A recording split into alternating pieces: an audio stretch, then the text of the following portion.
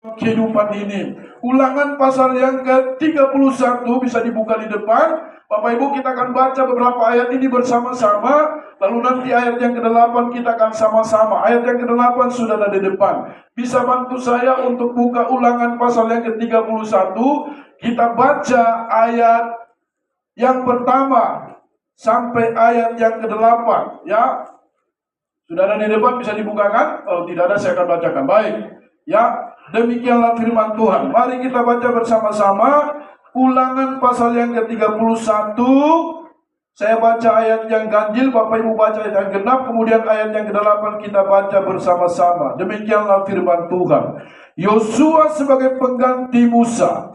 Kemudian pergilah Musa, lalu mengatakan segala perkataan ini kepada seluruh orang Israel. 1, 2, 3. Berkatalah ia kepada mereka, aku sekarang berumur 120 tahun.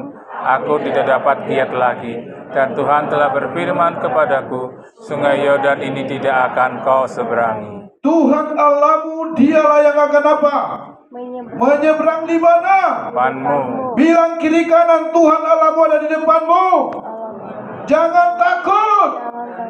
Amin. Amin. Dialah yang akan memusnahkan bangsa-bangsa itu dari mana? Hadapanmu. Sehingga engkau dapat memiliki negeri mereka. Yosua dialah yang akan menyeberangi di depanmu seperti yang difirmankan Tuhan. Ayat 4.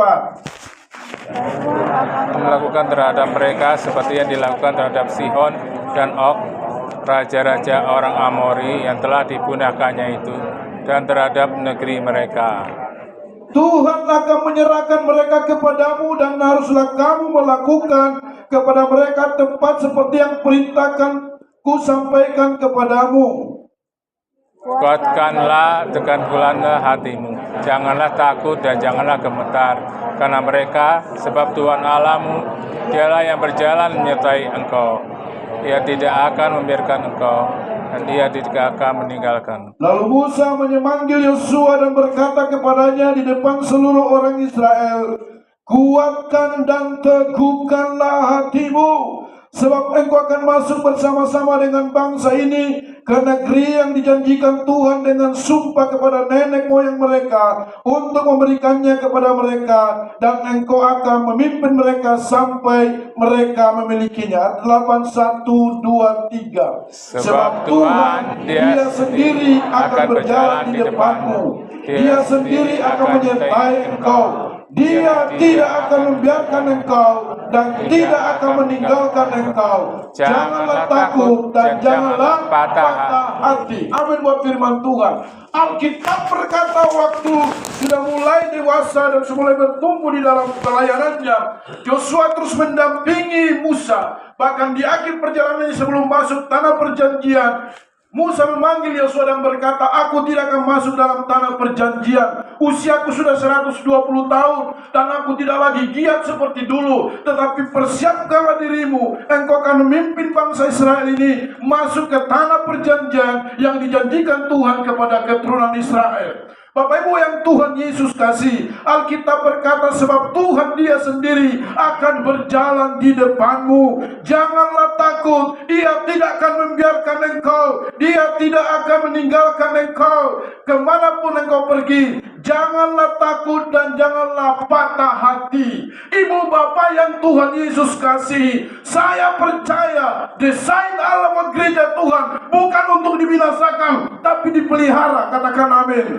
Tujuan ilahi dalam orang Kristen bukanlah untuk dibiarkan bergumul sendiri, tetapi Alkitab berkata, aku menyertai engkau sampai kesudahan akhir zaman. Dan ini janji Tuhan bagi kita semua yang ada siang hari ini.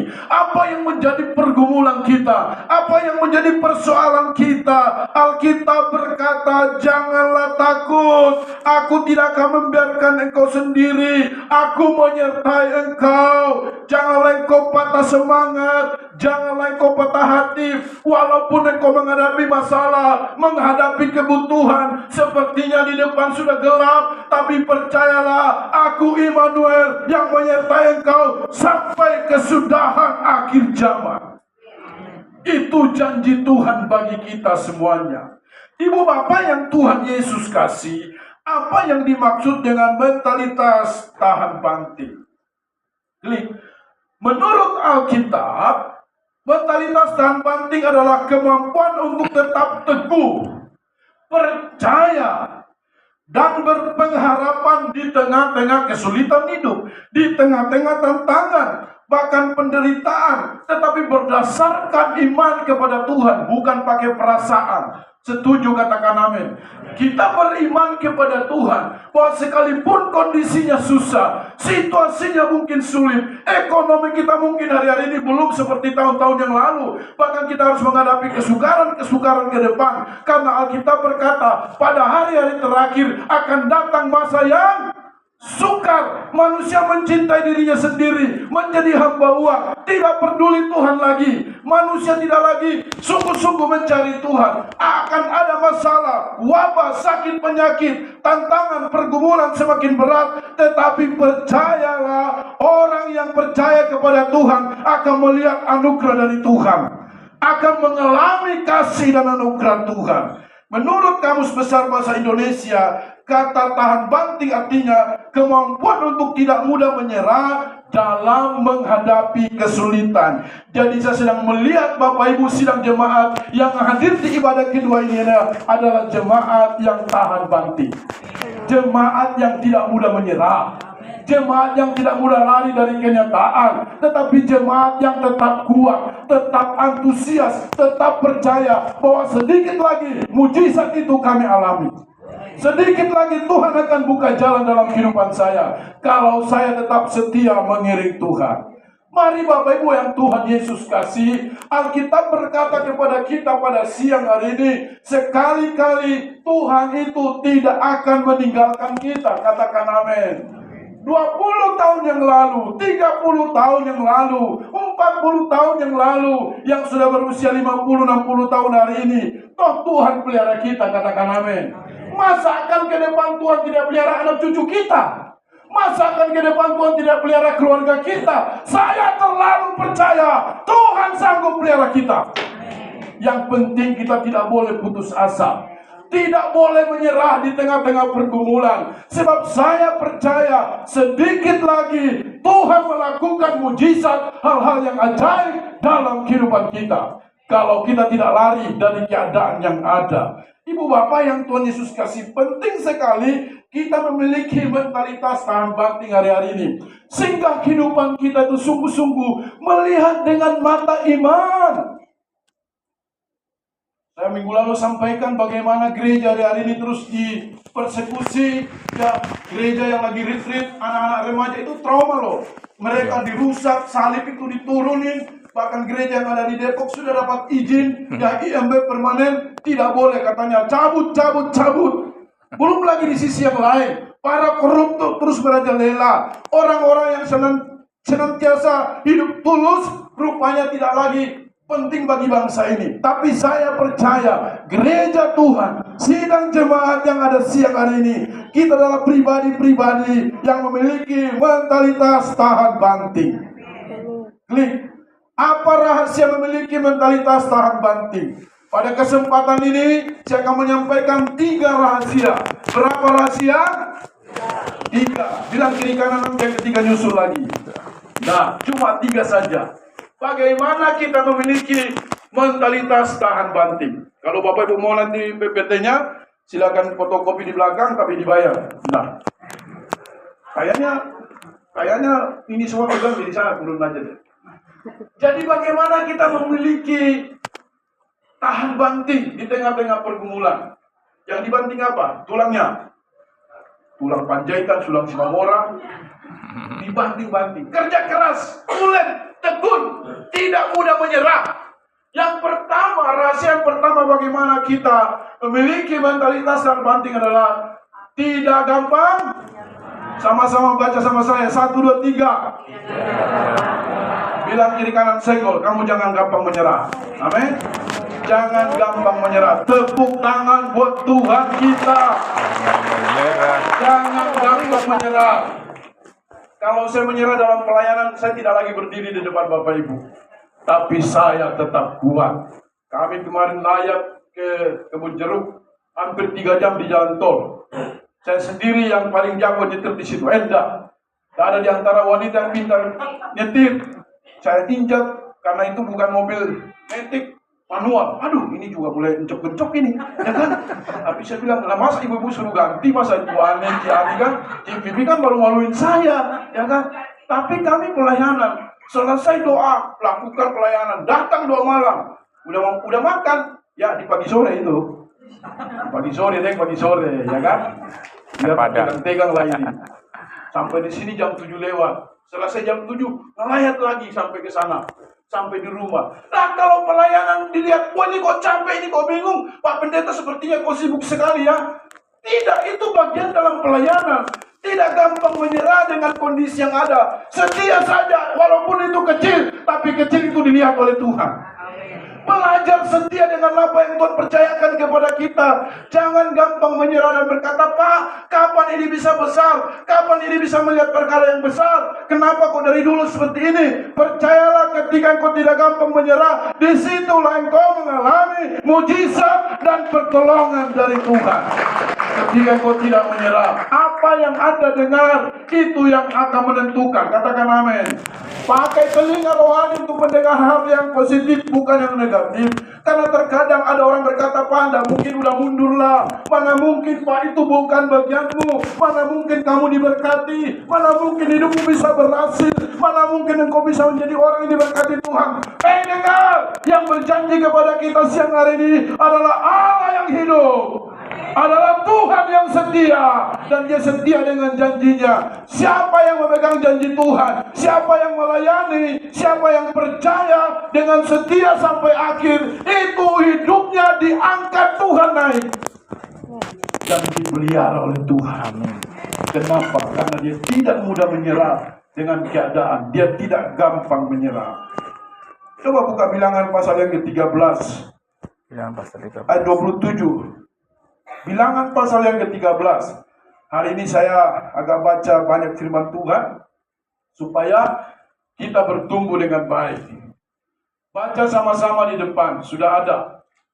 1, 2, 3. Mereka menceritakan kepadanya, kami sudah masuk ke negeri kemana kau suruh kami, dan memang itu berlimpah-limpah susu dan madunya. jadi waktu mereka diutus oleh Musa, 12 suku Israel, untuk mengintai tanah perjanjian, memang Alkitab berkata daerah itu, negeri itu subur. Berlimpah-limpah dengan apa? Saya tidak tahu dari mana susunya berlimpah-limpah. Apakah ada susu? Apakah ada sapi yang besar-besar seperti dari Australia yang diimpor? Ataukah bagaimana? Tapi kenyataannya Alkitab berkata limpah susu dan madunya, dan inilah klik ayat 28. Terus hanya bangsa yang diam di negeri itu kuat-kuat dan kota-kotanya subur dan sangat Sangat. bilang kiri kanan, Tuhanmu lebih besar dari masalahmu. Tuhanmu lebih besar. Amin. Tuhanmu lebih besar dari kebutuhan hidupmu. Tapi ini yang dilihat oleh 10 pengintai. Dia berkata hanya kota yang diam, negeri orang yang diam di sana itu kuat-kuat, dan kota-kotanya berkubu dan sangat besar. Juga keturunan siapa? Enak dimakan, ya. Telah kami lihat di sana, itu 9. Terus orang Amalek diam di tanah Negev, orang Het, orang Yebus dan orang Amori diam di pegunungan, orang Kanaan diam di sepanjang laut dan tepi sungai. Ayat 30. Klik langsung. Ya. Kemudian siapa? Kaleb mencoba menenteramkan hati bangsa itu di hadapan Musa, katanya, tidak. Katakan bersama, tidak. tidak Kita akan maju. Untuk apa? menduduki Berperang. Kita akan maju dan apa? Menduduki negeri itu, sebab kita pasti akan mengalahkannya. Terus masih ada ayat 31. Tetapi orang-orang yang pergi ke sana bersama-sama dengan dia berkata, kita tidak dapat maju menyerang bangsa itu karena mereka lebih kuat daripada kita. Ayat 32. Masih ada enggak?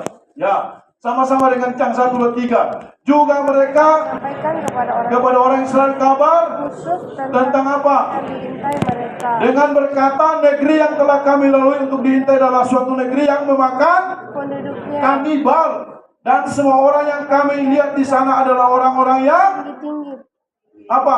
Tinggi-tinggi perawakannya. Sampai di sini dulu. Nanti kalau baca semua sudah selesai ibadah ini. Ya kan? Alkitab berkata 10 pengintai itu melihat masalah yang besar. Memang negeri itu limpah dengan susu dan madunya. Pohon anggurnya, buah buminya luar biasa. Tapi sayang banyak orang-orang raksasa. Banyak orang-orang yang tinggi. Ada orang Amori, ada keturunan orang Enak. Kita pasti ditelan karena kita kecil. Kita seperti belalang. Tapi beda Yosua dan Kaleb, dan berkata sekalipun di sana ada orang Enak, ada masalah besar, ada orang raksasa, ada orang Amori, tapi kita pasti mengalahkannya. Karena yang menyertai kita jauh lebih besar daripada yang menyertai mereka. Ini loh yang harus kita lihat Bapak Ibu, yang kita dengar. Apa yang kita dengar menentukan bagaimana kondisi rohani kita. Kalau kita lihat, Pak Sinambela, tidak mungkin Pak saya diberkati. Pak, ada banyak masalah di depan saya. Tapi saya mau katakan, masalahmu tidaklah lebih besar dari kuasa Tuhan. Tuhanmu lebih besar dari masalahmu. Mari kita melihat kehidupan ini dari sisi firman Tuhan. Alkitab berkata Yosua dan Kaleb beda. Dia berkata kita akan merebut negeri itu karena yang menyertai kita adalah Allah yang hidup, yang tidak pernah membiarkan kita. Ibu bapak yang Tuhan Yesus kasih, jangan bereaksi, tetapi belajarlah memiliki respon yang benar. Katakan amin. Respon yang benar itu akan menentukan waktu kita mengalami masalah dalam hidup ini. Orang yang tahan banting adalah orang yang memiliki respon yang baik ketika menghadapi masalah dalam kehidupannya. Dan saya terlalu percaya jemaat yang kuat bukan karena dia memiliki kekayaan yang banyak, tetapi jemaat yang kuat adalah jemaat yang selalu dekat sama Tuhan. Fokuslah pada Tuhan, bukan pada masalah. Lihat Tuhan di balik masalah. Lihat Allah di balik pergumulan kita, bahwa Dia Bapa yang tidak pernah meninggalkan kita. Klik. Fanny Crosby yang hidup pada 1820 sampai 1915.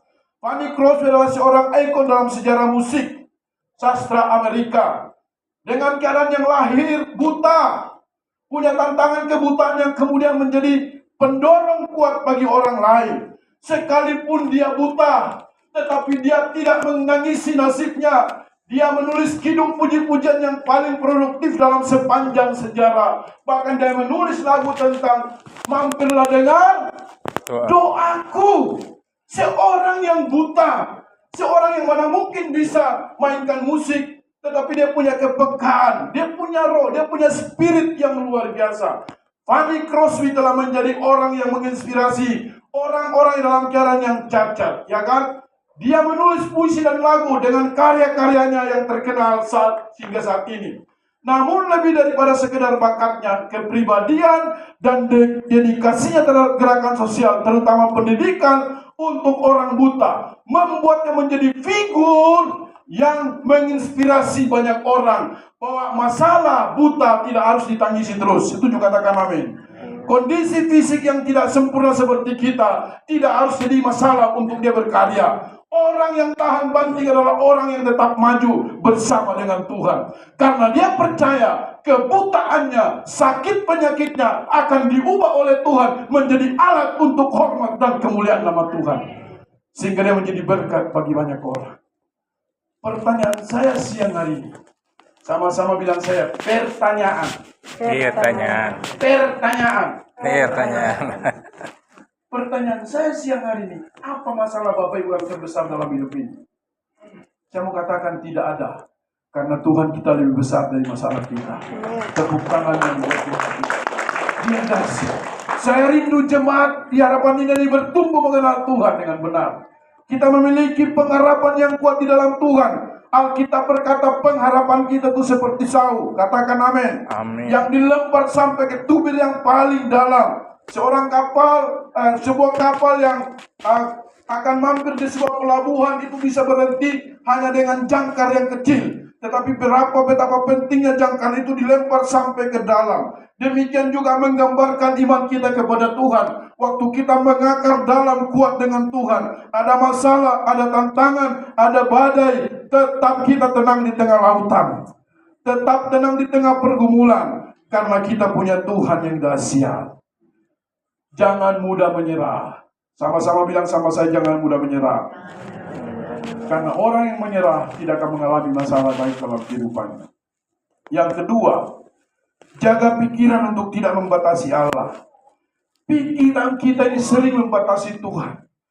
Mana bisa ya? Mana mungkin? Bisa tidak kita mengalami? Pikiran kita ini, medan pertempuran yang paling besar itu ada di pikiran kita. Waktu kita memutuskan sesuatu, kita mulai meragukan Tuhan. Pikiran kita perlu diisi dengan hal yang baik, yaitu kebenaran firman Tuhan. Pikiran kita sering membatasi Allah. Makanya Habakuk pasal yang ketiga 17-19 berkata, sekalipun pohon ara tidak berbunga, hasil pohon zaitun mengecewakan, tidak ada ladang-ladang tidak menghasilkan bahan makanan, kambing domba terhalu dari kurungan, dan tidak ada lembu sapi dalam kandang. Terus Alkitab berkata, namun aku akan apa? Bersorak-sorak di dalam Tuhan, beria-ria di dalam Allah yang menyelamatkan aku. Sekalipun di sekeliling kita sepertinya tidak bisa mensupport kita, ada tantangan, ada masalah, Alkitab berkata, jaga hati dan pikiran kita kepada Tuhan. Karena pikiran kita akan menentukan. Ingatkan pikiran kita bahwa untuk segala sesuatu ada waktunya. Katakan amin. Masalah itu hanya sementara, itu tidak selama-lamanya. Segala sesuatu yang kita lewati itu hanya temporary, tidak kekal. Katakan yes. Karena Tuhan kita yang kekal, masalah tidak kekal. Tuhan kita yang besar dari masalah kita. Bapak Ibu, masa-masa sulit yang kita lewati sangat menentukan pikiran kita. Apakah kita mau tetap percaya kepada Tuhan? Apakah kita mau percaya atau ragu akan pemeliharaan Bapa surgawi? Pikiran kita bisa salah, tetapi Tuhan tidak pernah salah memberkati hidup kita. Tuhan tidak pernah terlambat memberkati kehidupan kita. Klik. Saya mempelajari bagaimana proses terbentuknya mutiara. Ya, itu tandanya sudah mau berhenti. Ya, dah. Dah bercanda. Jadi Bapak Ibu, ibu-ibu ada datang hari ini? Ibu-ibu yang datang. Siapa yang ibu-ibu? Jangan bapak-bapak. Ada yang pakai mutiara enggak? Nggak ada. Kok jemaat saya tidak ada pakai mutiara ya? Oh, pakainya emas semua? Enggak. Ibu-ibu yang Tuhan Yesus kasih, jemaat Tuhan yang Tuhan Yesus kasih, bagaimana proses terbentuknya mutiara? Jadi terjadi proses biomineralisasi. Apa itu biomineralisasi? Saya mempelajari biomineralisasi adalah proses alami di mana kerang, siapa yang suka makan kerang? Kerang hijau, ya dikurangi, itu kotor ya, jangan terlalu sering-sering.